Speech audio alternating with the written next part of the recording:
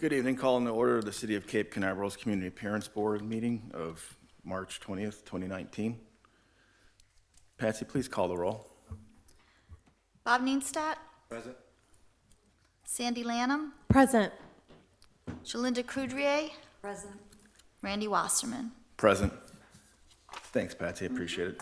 So we have a quorum necessary to conduct business, so we'll proceed. Before we do so, though, we have to make sure we swear in anyone who's going to speak on behalf of any application this evening. So if you plan to do so, and if you're able to, please stand and raise your right hand. Thanks. Do you hereby swear or affirm that the testimony you're about to give is the truth, the whole truth, and nothing but the truth? Thank you. Thank you. Thank you very much, Jen. Sure thing. So we've got the approval. First item is the approval of the meeting minutes from our last meeting. It's already, well, it's 4+ months since we met in December of last year. Have the board members had a chance to go ahead and review those meeting minutes?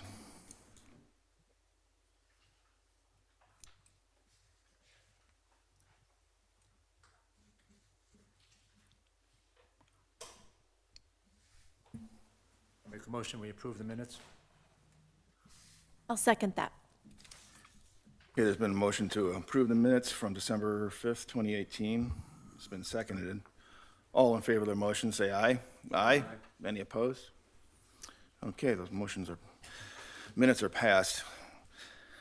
So the next order of business is actually number 2, which is the annual election of chair officers and vice chair officers for the board. If no one objects, I'm going to actually take this out of order a little bit and do that last, number 3, and move on to application item 3, which is the Reef Hotel Group, LLC, Town Place Suites. Everyone okay with that? Okay. Nope, it's fine. Sounds good. Okay. So, yeah, we're going to be reviewing that application. Before we do so, I'd like to give Mr. Dickey here a chance to introduce that application and provide some building department comments on it. Yeah, thanks, Mr. Chairman. Members of the board, it's good to see everybody again. It has been a while, so it's good to see everybody. Thank you for being here. I'm not sure if we've met since we have brought Brenda on board. We have not. Okay. Well, Brenda is our new city planner, and she is handling a lot of she's going to be handling a lot of our boards, and so she actually prepared the agenda item for this evening's meeting, and so I've asked her to make the presentation to the board this evening, and so she'll be kind of running the show this evening. So anyways, I'd like to thank you, Mr. Chairman. I'm going to just kind of do this number. Yes, a pleasure. Welcome, and over we'd to love to Brenda. hear from you, Brenda. As Dave said, my name is Brenda Surprenant. I am the city planner here with the city of Cape Canaveral, and we're going to review a level 1 application for Town Place Suites. Alright, so really short presentation. I think you guys are probably pretty used to this by now, but this is the aerial view for the location. It is just west of Astronaut Boulevard, A1A, and south of Central. And then we've got another aerial view pointing north. So we have Zachary's just northeast of the property, and then across from that we've got the Jungle Village. Alright, and then the view from the south, so again, it's adjacent to the Radisson property, and I believe you guys have already reviewed is it the Spring Hill Suites, correct me if I'm wrong? That will be also adjacent to this property, so kind of creating a resort campus, if you will. And then this is the street view from West Central Boulevard heading toward A1A. And then we've got a color site plan. It is the one that is shaded in brown, the proposed Town Place Suites. Orientation is toward West Central, and then it looks like you'll be able to have some kind of ingress and egress through the Radisson as well.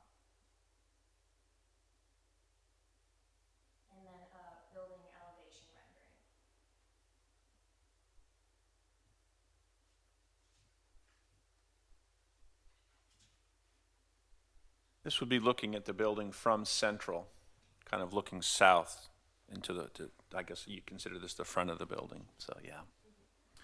Okay. Thanks. If you can go back one slide, the shaded, so is the red area that is between the proposed building and Central, is that like a portico, or I'm just trying to, Between the building and West Central, that's a porte cochere. okay, yeah, thank you, yep, okay. And then we've got pedestrian sidewalks along West Central, and then as you can see, there's some more connectors to the adjacent hotels as well.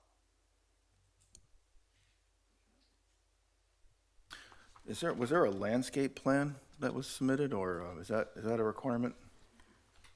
You want me to jump in, Brenda? I'm sorry. Either.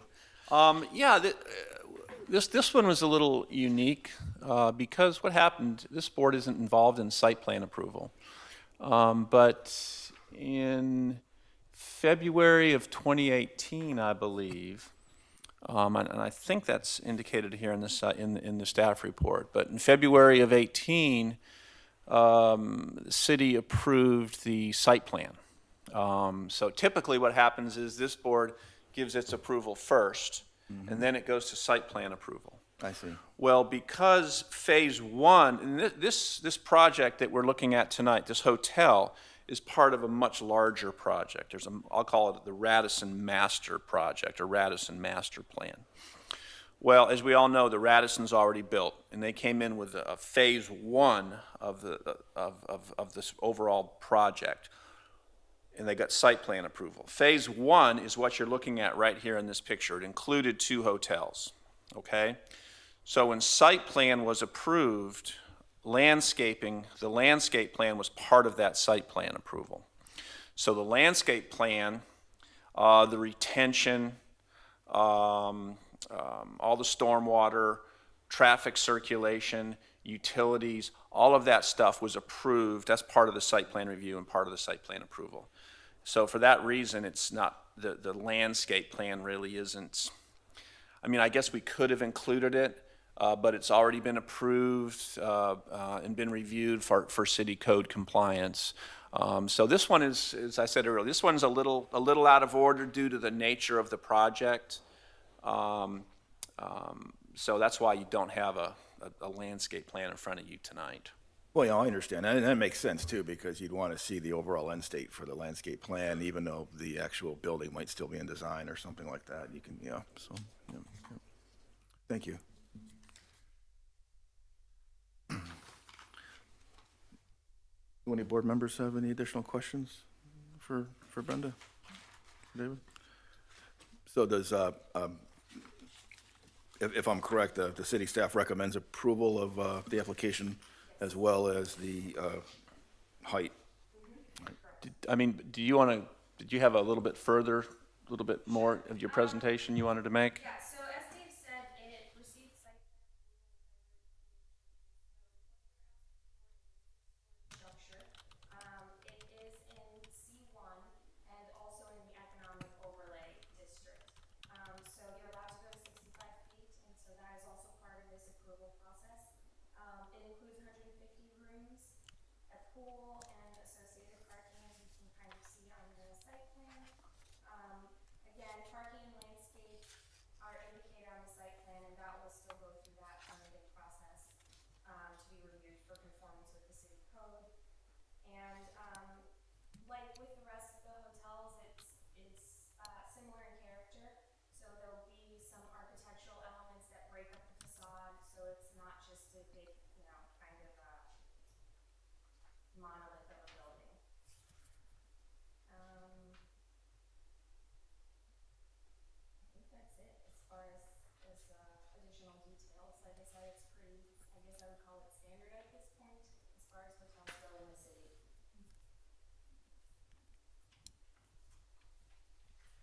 Thank you. I'm just curious, and maybe the applicant can describe this a little better, but the elevation that faces the Spring Hill Suites under construction, I know that doesn't have to be as articulated as the elevation facing the public access, or, I mean, public road. I'm just wondering if that can be described in any greater detail. Oh, and just state your name for the record, please, sir. My name is Tom Hermanson. My address is 3030 Williams Drive, Beach, Florida. And partner in Duplex Culver. The end of the building does have some articulation between the balconies from the third floor to the sixth floor. And there's also a bump out, so can't quite describe it better than that. Both of these hotels are double loaded bays with an interior floor. So as you get toward the end of the hotel, we'll essentially have Oh, good. on the side, there will be a Yeah. central sort of box out with balconies corresponding balconies on the other side. So it does have quite a bit of articulation. So even These are the bump outs. the bump outs there. Yeah. Hermanson from the third, fourth, fifth, and sixth floors. That's on the west side, right? This And that other is was on the Kind of A1A. north. It'll be on both sides. Oh, I see, okay. It's just, Okay, so these are balconies on this side facing A1A or Astronaut. or Zachary. Because if you're looking, No, these face central, so this is roughly kind of north, right? That's well, this east, faces, and then this this is, faces central, so if you're facing this way, central, you're looking, west on yeah, So the west would be to the right, yeah. Correct, yeah. That's right, yeah, yep, yep, you're facing south. right, East over here would be facing Astronaut. right, okay. Will be facing the hotel that's under construction. and it's important to note that the portion of the building that comes off the main structure is only one story, just to make that clear. That's very similar to, No, it doesn't bother. This section of the building would be 6 stories, and you see this doesn't really show the articulation like that does, because this is not a finished plan. This section here is a 1-story structure. Oh, I see, okay. Similar to this section here and here on the Spring Hill Suites is a 1-story structure. Okay, so that's more like meeting rooms and other gathering areas. Okay, I see, I understand. So the main 6-story structure really only runs the length here. Okay, that's what I was trying to get to, kind of what articulation, if any, was on that other exposure, but it's a 1-story, meeting area and whatnot, so. Thank you for clarifying that, Mr. Hermanson. You want to leave this up here, Mr. yeah, Chairman? I'm we going to put it put a down. picture. Yeah, if you want it, go ahead, because we have a nice, Yeah. this is a fairly nice video capture of it. So Brenda, is there anything else? I'm sorry, No, I don't have anything else. okay, thank you. So, Mr. Hermanson, is there anything else you'd like to add about the application and project? No, this is a multi-hotel complex. It's been envisioned for several years. This is the second phase. Our group is to finish the Spring Hill Suites and soon thereafter begin construction on this Town Place Suites. We've done a large amount of site work already in preparation for this hotel, including the underground stormwater retention, utilities, as well as hope to start the foundation for this hotel prior to opening the Spring Hill Suites. So we're moving that along. Thanks. Can you describe any signage that might be on the road that is going to be complementary to the project here? Yes, the entry off of, obviously the sign code is pretty specific in Cape Canaveral rules. It'll obviously conform to that with respect to square footage. There will be, on the entry between this hotel and Zachary's will be the location of the street monument sign.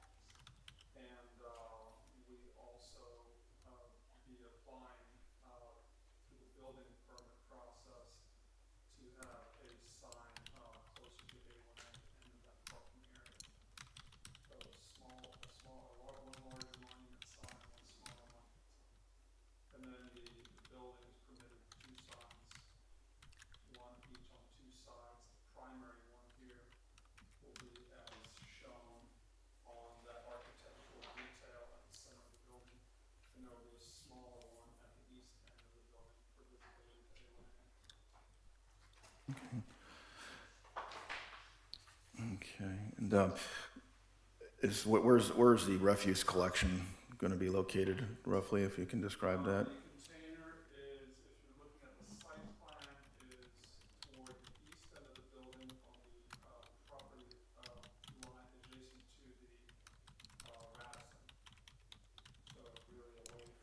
So where would, okay,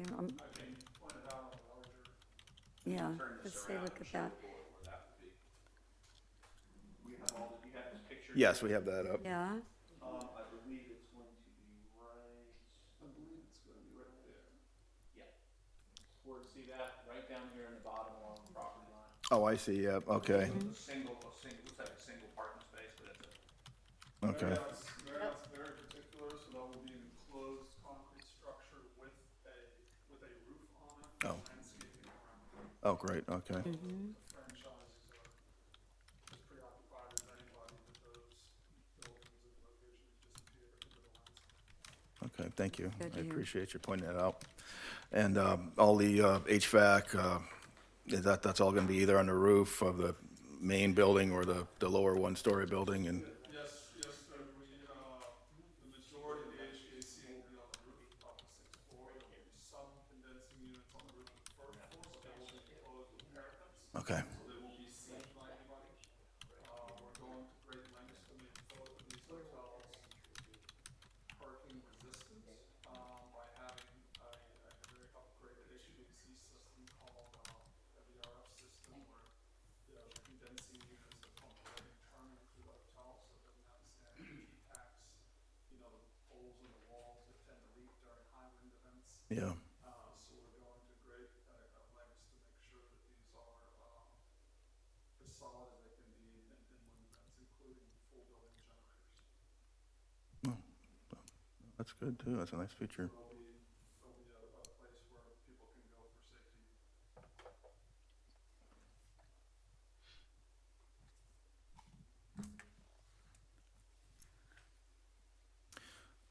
And then the Tom Place Suite sign on the very top, I guess, facing West Central, is that going to be illuminated? They are illuminated signs. Okay. I'm not quite sure Well, that looks like it'll, if they are internally illuminated or if they're illuminated with lighting from the spotlight, but I believe most of those channel letters will be illuminated. illuminated, but look, I'm sure it'll follow the Tom Place Suites branding requirements, Marriott's, That's, yeah. dictates everything down to the most minute. Carpet color. You get to choose between two vendors, one price.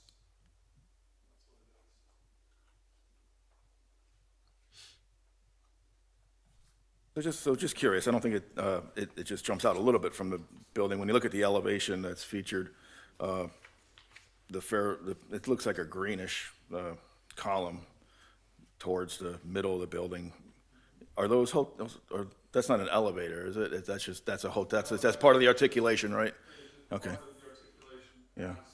Like the overlay district, articulation Yep. is a good thing, and Marriott in its design has gone away from monolithic buildings, and so they do a lot both in color as well as in setbacks to create the articulation. yeah, that would make, I would just Cost up in the construction, of course, but it's much more aesthetically pleasing, so. agree. The difference between the gray and the white, as you see at the end of the building, is not actually an articulation, but that's created with two different materials. You see some of those stripes running horizontally and the other ones not, but you create that sense of articulation using paint colors.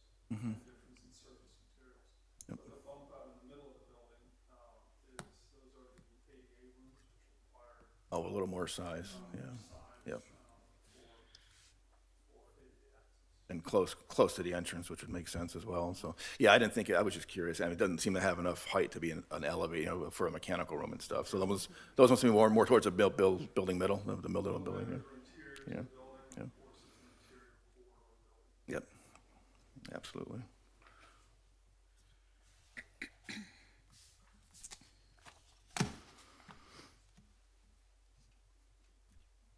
Board members are free to ask Mr. Hermanson any questions. Since we didn't see the landscape, there is a little bit of landscape on this drawing. Is it very similar to that? Do you, I mean, it looks very, I mean, that looks very nice. Is that what we're gonna look forward to? Landscaping code in Cape Canaveral is extensive.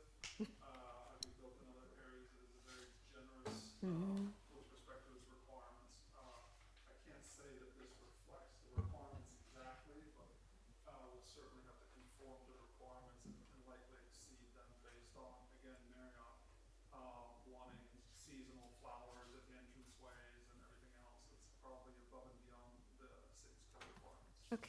Good, it's good to hear.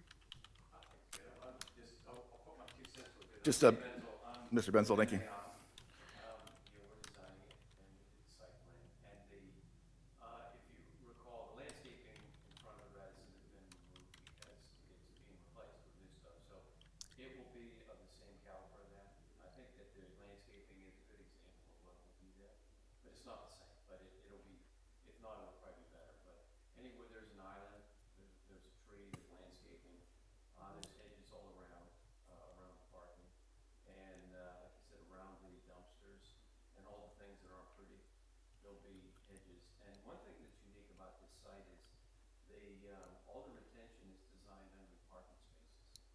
So you won't see any swales or, wet ponds after an event. These are designed to contain the water, and then they have under drains in them so that the water will perk down and drop them out, so they'll stay dry. But it's kind of unique. It allows better utilization of the property, but it also eliminates an unsightly area that's just a wet pond. Up here with the high water table, you get a lot of Yeah, you get, that's a win-win.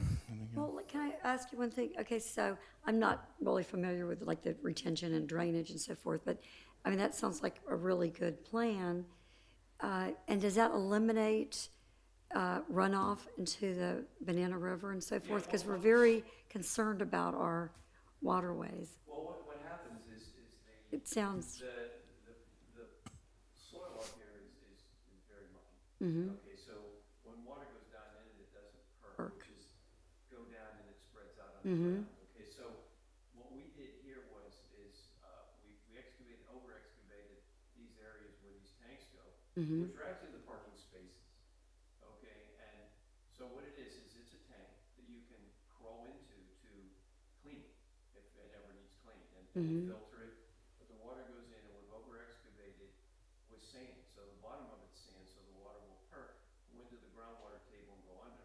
So the water by code and by St. John's is required to be contained, and I believe it's a 25-year, 24-hour storm.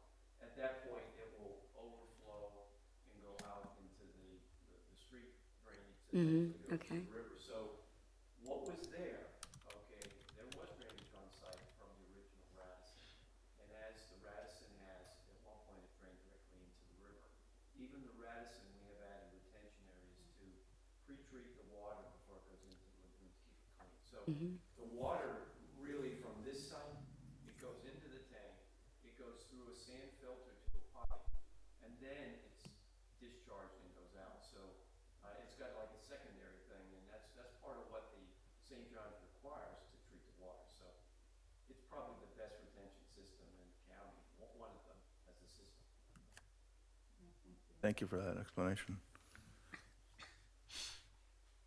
I just want to know whose classic car that is in front there. It looks Yeah, I like know, I that was blue. noticing It that, kind of looks like a 57 that Chevy or something, turquoise, you know?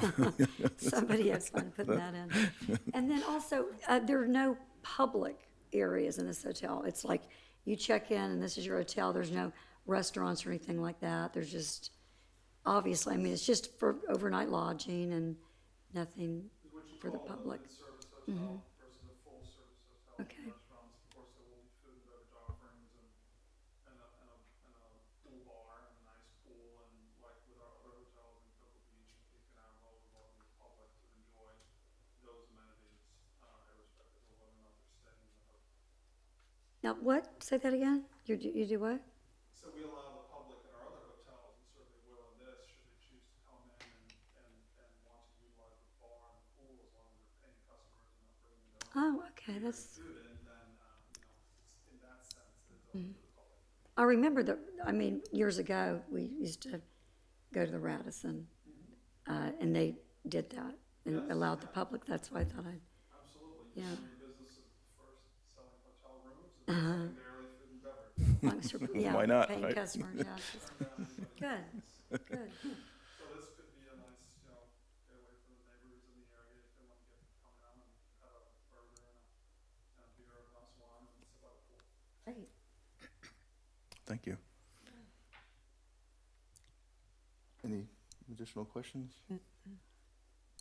I just wanted to mention, I think I saw a typo on the staff report and right under on page 1 where it has level 1 requests and it points out section 22-42C of the code establishes certain criteria.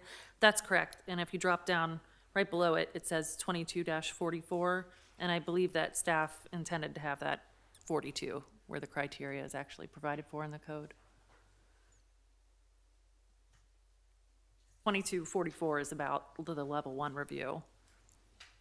2242 is about the criteria, which is appropriately listed below that. Staff good with that? Yep. Okay. Thank you, Jen, pointing it out. Did the board members have any questions about that particular observation? Okay. Well, I'm going to go ahead and make a motion to approve the application for the Reef Hotel Group's Town Place Suite as presented, including the height provision. I second it. Okay. Who's second? Bob? Okay, thanks. Okay, so we've got a motion to approve the application as presented, including the 65-foot height allowance. Any additional questions, comments from the board members? Any questions, comments from anyone in the audience? All in favor of the motion, say aye. Aye. Any opposed? All right, the motion passes. Thank you for being here this evening, Mr. Hermanson and Mr. Benzel. I appreciate your time, and good luck with your project. It looks like a very, very fine hotel. Thank you for your consideration. Appreciate it. Do you want any of these large sheets? Can we keep them? Yeah. Okay. I'd like the big render. Put that on poster board. Yeah. Gonna have quite a collection. Yeah, well, the rate we've been going. I don't know if we're gonna have too many more. I think we're. Kind of getting spaced out. Yeah.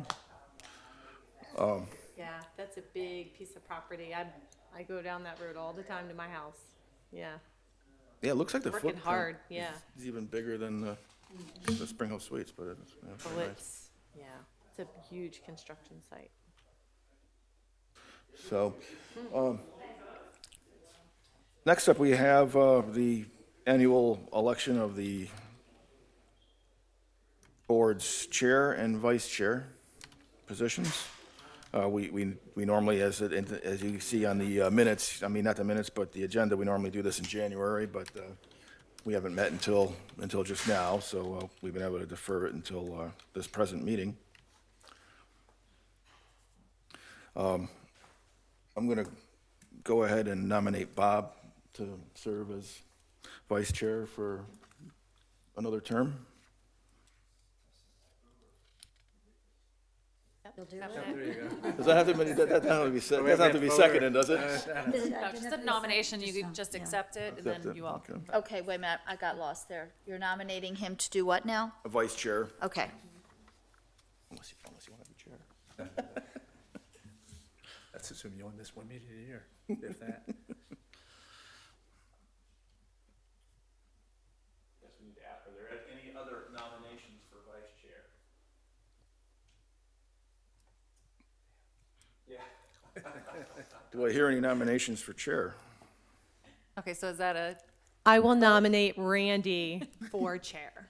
Randy Wasserman for chair. I accept the nomination. Are there any other nominations for chair? Okay, so do we unanimously consent to those nominations and those additional terms? you could do that if there's no other nomination, and I I don't think believe it's. there's any other nominations. Okay. So. All right, well, thank you all. Look forward to being your chair for another year. Always a pleasure. You do And such thank a you. great job. Thank you. Congratulations. You make me look you make me look good. That's all. So anything that's not agenda that might be worth mentioning? Upcoming plans. We have our, the city council has their annual retreat next Wednesday. And that will be held actually at the Radisson. This is something that the council does every year. So they do it on an annual basis, and they get together and they, as a group, which they really don't have an opportunity to do this very often, is to, as a group, kind of not in quorum as a council talking about city business. That's typically why they get together every month. So this is this is their once a year opportunity to, as a group, talk about their agenda as a council and what they would like to see as goals for the upcoming year. It's really an opportunity for them to set some policy, set some directives for the staff. Strategic planning, kind of like that. And then we as a staff will take those goals that they tell us they want, and we'll run with those for the next year, and we'll hopefully accomplish all of them. We don't always do that for various reasons, but so that's going to be happening next Wednesday. The public is invited. It's not really what I would call a public meeting. The public really doesn't get up, and it's not that type of a meeting. It's more of an opportunity for the council as a group to talk amongst themselves. There is a portion at the end of the meeting that the public can get up and speak and address the council, but it's really just more of a council work session, if you want to call it that. So, so again, if it's next Wednesday, I think it starts at 10:30, and it goes till 3:30. It's a working lunch, so it's interesting. If you're interested, it's a opportunity to hear what the council has, what their thoughts are of the city and where we're going and where they would like to go over the next 12 months in particular. So, just if you're not doing anything, if you're not working next Wednesday, Randy, or anybody Well, in fact, else. I'll be working in Washington D.C. next Wednesday. Oh, So, wow. Okay. a little trip to NASA headquarters. But thank you. Brenda, anything to add? This is great meeting you. We look forward to working with you. I do have one more thing, Mr. Chairman. Brenda, you want to talk a little bit about the resiliency effort in the survey? Sure. So one of the big things we've been doing this year is we have partnered with the East Central Florida Regional Planning Council, and we got a grant essentially to study the city's vulnerabilities. So when we look at sea level rise, flooding, hurricanes, these kinds of things, they're going to look at our unique circumstances and provide recommendations for things we can do. I will tell you that we're quite a bit ahead in a very good way. You mentioned the lagoon and kind of stormwater. I don't know if you guys are aware, but this building has a similar system. I don't know if you guys noticed, we don't have any retention ponds, so that all goes underground and it gets filtered through, and it doesn't contribute to the issues we have with the lagoon. We're near the end of the entire resiliency process, so I don't know if you guys had seen the messaging, but there was an initial workshop, and then we had an online survey, which ran for a few weeks, and we got over 200 respondents, which is really good. And then we have another workshop coming up April 4th. That's a Thursday at 6:30, and they're generally going to talk about where we are right now, and kind of provide examples of some recommendations, and then probably around May we'll get kind of a complete package report that summarizes the start of the process, the community engagement component, and then recommendations and how we should proceed as far as planning for the future. I'm going to piggyback on what Brenda's talking about. I think the bottom line is what the study is looking at is sea level rise. And there are several different models out there the federal government and the state are using to model and to forecast what's going to happen to a lot of the low-level communities, or the low elevations. And as an example, it goes out to 2100, and so that's 80 years in the future, I guess. And there's some pretty scary scenarios. If you look at the worst case scenario, I think that's a NOAA. The NOAA, yes, and that one goes to 8 feet, theoretically 8 feet of sea level rise. And the model shows what the city is going to look like when you put 8 feet of water Correct. on top of us, and it's alarming. A lot more submerged land. Yes, it's alarming. Now again, that's the worst case scenario. There are other models that don't forecast that level of inundation. But it's a thing. I mean, I'm sure all of you are reading about it and hearing about it in the media and on public, on Instagram and Facebook and all that stuff. But it's a thing, and we as a city need to prepare ourselves for that. And as Brenda indicated, we're looking at our vulnerable assets, and our assets primarily for the purposes of this study is our infrastructure, our water and our sewer plants, our roads, our school, our city hall, police stations, wastewater plant, things like that. We have a lot of fuel depots too. Yes. I And think and that's so it. we have underground storage tanks. Yeah. We're not particularly looking at that for purposes Yeah. of this study. We're really looking at the public infrastructure, but that is an issue. So what we're doing is we're saying, okay, well, based on this model, we're going to see this level of sea level rise. And what can we do between now and then to prepare ourselves for it, to harden against this sea level rise? And there'll be, as Brenda indicated, there'll be recommendations made to the city that we can start taking, such as, we have got 8 feet of water, again, worst case, 8 feet of water on top of the city is scary.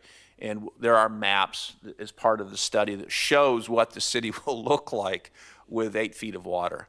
And just think about that. What does that do to the city's taxable value? It's tough. We got a lot of development, a lot of our commercial development, which pays a lot of our property taxes, is some of the lowest stuff in the city. It's all that stuff on North Astronaut. That's all dredged land. And so that's kind of some of the lowest property in the city. Along the river. Along the And river. water treatment plant I live next to. Yes, It's right all on of the that. water. All of that. Yeah. And so I'd recommend you to take one. We'll make the draft will be available. Definitely the final study will be available, and it's certainly going to have an impact. Now, to what degree we don't know yet. We don't know if we all take this seriously worldwide and do something about it. It's hard to say what's going to happen today, but there are things we can do locally. And that's what this study is going to be making some recommendations on what we as a city can do. And now it's, if we keep waiting for, we'll do that next year. We'll do that 10 years from now. Oh, I'm not going to worry about that. Let's kick the can down the road. Well, there's only so long you can do that. And things are going to, if you hear about what's going on in Miami with the king tides, I mean, it's getting serious. So anyways, I'll get off on my tangent on this issue, but it's a serious thing. So Thank you for describing. stay tuned. I'm gonna lose sleep over that now. Am I gonna be okay on the second Well, floor no, over there every- on the beach? Or- Well, when there's hurricanes, they talk about, that's the one thing I listen to at the Weather Channel when they talk about storm surge. One hurricane we stayed when we left based on what the Weather Channel said, I mean, So it's a surge it was of 9 to pressure. 11. I mean, that was crazy. It's like, Out of we out. curiosity, when they did this building, did they take that into consideration?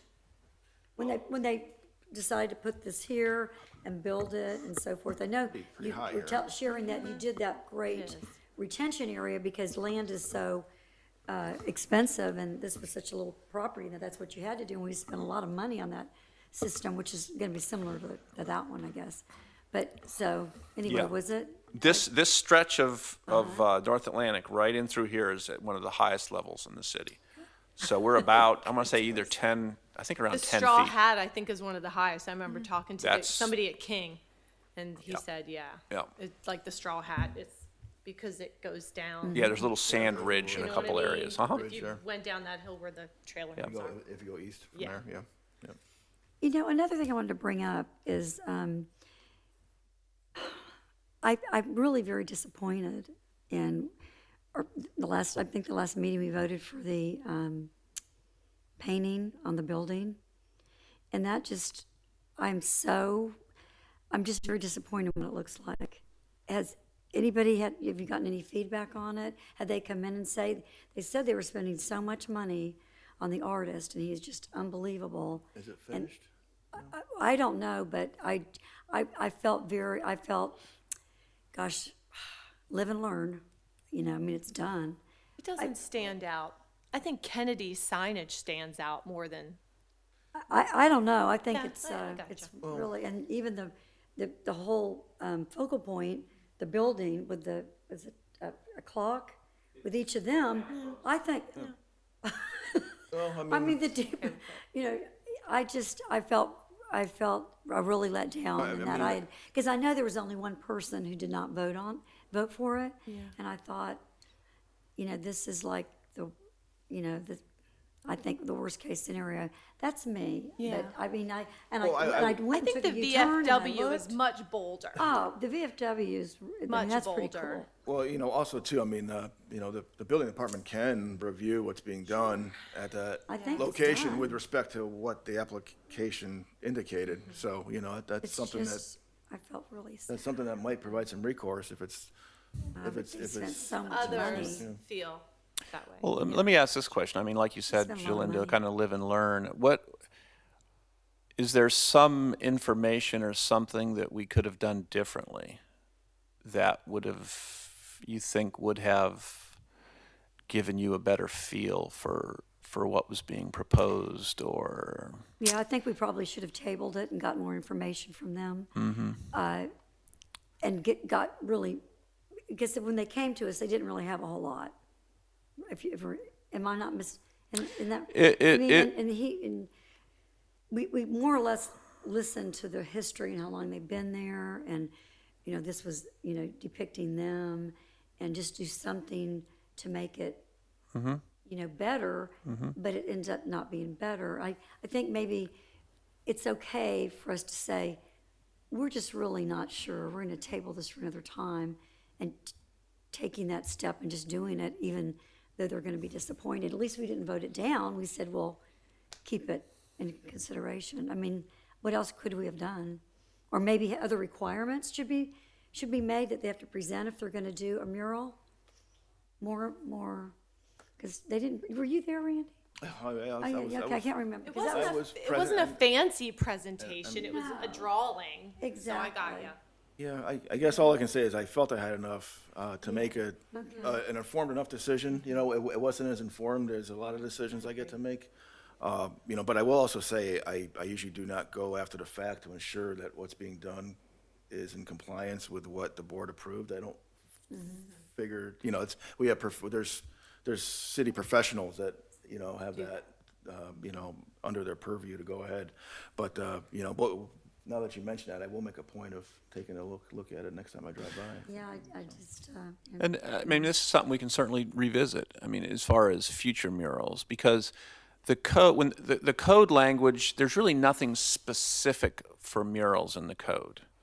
So we're to a point, and I don't want to say we're flying by the seat of our pants, but there's nothing specific about what the board should be looking at for a mural. It So- just gets very difficult to specify because, you know, murals are art. Artistic. Are- Yeah, I was they're very, thinking the same they're thing. very artistic that way. I mean, yeah, sure, a building can be artistic in a way that an architect designs it, but how do you legislate art? You know, it's Yeah. and it's very subjective. Everyone is. It is. Some people might love a work of art, and others are going to think it's. No, I mean, the worst. I agree with you, and it is, it's an open interpretation, and I think that murals done right are just the coolest thing. I'm just disappointed, and Yeah. it just looks like, it actually looks like something I could do, and that's, it's not I very was good. mentioning to some, I don't recall who was here or not, when we just got back from San Francisco and spent most of the time walking the city, and some of the magnificent murals out there. There's this one alley in particular, I don't recall if it's off Mission or which street it's off, but it's just an alley of murals for probably 300 yards on both sides, and it's just amazing the level of artistry in these things. So yeah, I mean, I understand there's certainly a spectrum of of not so good to good. So maybe Brenda and I can talk about maybe coming up with I don't know, maybe at least some kind of a minimum criteria that but it's very difficult. I mean, because we'll have to talk about that, and I'm sure Jen in the city attorney's office will be very involved in that, because when you start legislating taste or what I like versus what you like, Yeah. it's you get in trouble. You can get in trouble. It can be a slippery slope. Yeah. But it's a good point you make, and we'll see. Perhaps there's other communities that have put some type of a program in place that I know there are. Do some benchmarking that way. Yeah, and we can see what other communities have done and how they've addressed it, and maybe we can adopt something that'll give us at least something more than what we currently have, which is A little more pretty little. So no, it's a good point. Thank you for bringing it up, and we'll get someone to make a few phone calls to some other cities. So Patsy, put that on your list. All right. One other thing. I talked to you, I think, last year about this, and we were gonna maybe bring it up, and then we never did, and we were talking about trash bins and over at the Marriott, and I talked to you about, and again, this may be my pet peeve, and I don't wanna make this anything harder for the citizens or whatever, but as far as making Cape Canaveral, beautify it, to do something about covering up, or an ordinance or something for trash cans to be brought in and not be left out in front of people's homes, and then maybe something to trim out air conditioning vents to make it look, nice and neat, instead of, or bushes around them, or, whatever, something. And we had talked about that, and we thought maybe we'd bring it up just to get some feedback and see what the other members think about the unsightly trash bins that are out all over. As soon as I make my turn off A1A, it's just, I felt. Are you talking like in the residential district, in residential areas? Yeah, and also in the condos and so forth, when they don't have, like the Marriott said, well, we're very mindful about that, and we keep them enclosed and covered up, and landscaping and so forth. But in the same token, I think it's good, it's a beautification thing, but also I don't want to make life hard for our citizens. And all of a sudden they're getting written up because they didn't bring their trash can in, or. An but- HOA. Right. Like, you can't, can you make the whole Exactly. city an HOA? Exactly, exactly, but. I've lived in nothing but HOAs Right, since I got exactly, here. exactly. You do not want to do that, because, that's, but so it's like, yeah, it's just maybe a sensitive, subject. They're just out all over the place. And people will bring them up, and then they leave them out beside their garage, and I realize everybody has a little tiny bit of a garage because, land is so. That would get very, so there's got to be a sweet spot, right? Right. And so enforcing that would be probably a pretty big challenge. I will add, when I went to graduate school in Tallahassee, at Florida State, I don't know if they still do this, but that city actually had, as part of the refuse collection, the sanitation workers would actually go behind the house, bring it out to the road, and then take it back. Now that costs more, okay? And we're all about paying fewer taxes generally. No one. And we just got the big trash bins to come out to be automatically dumped in, right? Yeah, so that would not, Right. so you're not gonna have the driver come and bring it up to the truck just so the arm can come out and put it in. So, there's some challenges there. In a perfect world, people would attend to those in a timely manner, definitely. But that's more of I brought it up, and a code enforcement question, I think, right? That's for the. Yeah, I mean, ultimately we'd land in code enforcement's lap, and so Well, we then don't the have question code, then the question becomes, do you want our code enforcement guys to be dealing with trash receptacles? I mean, that would take a big chunk of their time to go out and individually. Basically what we would end up doing was going and knocking on someone's door Exactly. and dealing with that on a per property basis, and so. So in other words, if there was some type of ordinance or code against it, then probably people wouldn't do it anyway, and so then that would make code come in and have to write it up. they may not do it, I mean, until they start getting maybe a door hanger and said, hey, you know, politely, this is a violation of ordinance, whatever, and, you know, you know, a certain percentage of people would say, oh, I didn't know that, let me get my garbage can up to the house, the same day, or whatever it ends up being, but, you know, there's gonna be a certain percentage of folks who are gonna have to be, You know, I mean, you know, it's one of those things from 1,000 foot up, it looks great, but I know, for instance, you'd probably, you know, there's a, you know, we're a city of mixed demographics, so, you know, I'm sure there's some older people who are infirm and they wait for their son or their son-in-law or their neighbor 3 doors down to go, you know, pull it out for them and then to take it back. And, you know, what are you gonna do? Are you gonna write up someone who doesn't physically have the capability, and then how are you gonna manage that exception and know that they're okay, but this person's not? And who's to say if someone's infirm, you know, how do you even evaluate that? That's a good example. You know, so, yeah, it's great. I mean, I would love that idea if I could snap my fingers and make it happen. But, you know, I just know just from studying public policy and as a student of public administration, when you get down and implementing these things, you know, it's not always neat lines that come together to make it happen. I don't know if that's. amen. Yeah, no, I agree. To me, I mean, it's just common sense. Bring your trash cans in, because I think it affects property value and just the, Well, Jalinda, Like- I would love to have a city of Yeah. Jalindas. Yeah. And I'm sure every I city love that. council across America would love to Right, see people shall have common Right. sense. Yeah, We'd have beautiful murals, and we'd have gorgeous I gardens. know. So, anyway, but I have brought other people's trash cans up when I know my neighbors and so forth, and I do that, I'll take them out at some properties I own even, and just because I know that she's an invalid and stuff, but yeah, it's just, I guess it's just being a good neighbor, and then the more we, grow as a city, and, you know, people will, You know, you saying that just made me think of my neighbors. I happened to look across when they were emptying the trash men, and they actually carried it up to the neighbors by their garage. And I said to my son, I bet they tip them. I bet they, you know what I mean? I was like, that was really nice. I wonder if they, well, you know, hey, we used to do that. they probably give them a Christmas bonus or something. Yeah, that's what That I'm can go thinking. a I was long like, way. wow, they carried it way back up to their garage. Anyway, I just remembered that when you said that. Thinking, oh, well, anyway, so that was a very good back and forth discussion, and as Thanks, far as the dynamics of how something like that would work, or wouldn't work. What So, pros and cons. All right, well, if no one has anything else, I'm gonna move that we adjourn.